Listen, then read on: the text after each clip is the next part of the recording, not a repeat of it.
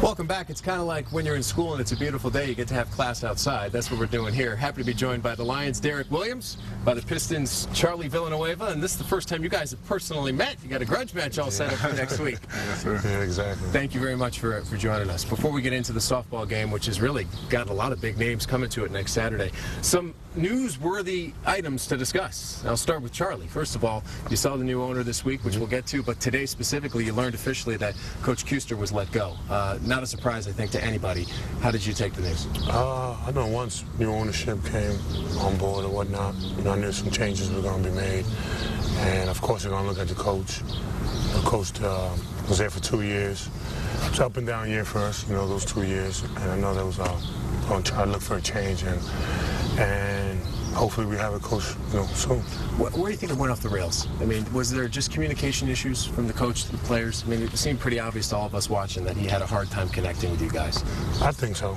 I'm not going to sit here and bash Coach Q, but I think, communications is very important, and I think he just had a difficult time, establishing that. What'd you think of Goris? That was kind of a big to-do the other day when they introduced him. Yeah, he's an impressive guy, isn't he?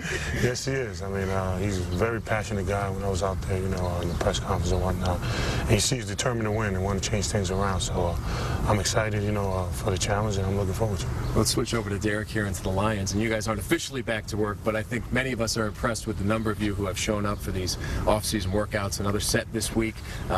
Were you impressed that so many of you guys showed up? It shows determination. We're a young group, and a lot of guys out there just, getting reps and throwing the ball around and getting familiar with the team. A lot of the new guys out there.